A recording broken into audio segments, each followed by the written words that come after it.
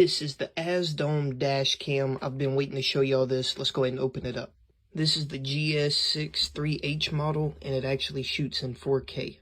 This thing already looks so nice out of the box itself. Shoots in 4K, has your ports on this side. Very nice screen, very nice screen. We'll get it hooked up here in a second.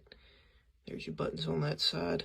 So we actually have it hooked up now, and I just hooked it right up here just to show you for video purposes.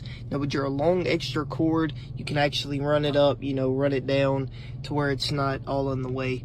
This thing looks awesome. You got your little rotation thing right there. Got it locked onto your windshield, which you can place it wherever you want to. I just have it right here for video purposes. This thing is on a crazy sale right now, so I will post the link to it in the comments, and you can use code Luke_5% for 5% off on your order. I actually have it set right now to 1080p, but you can change it to 4K. Trust me, you don't want to pass up this deal.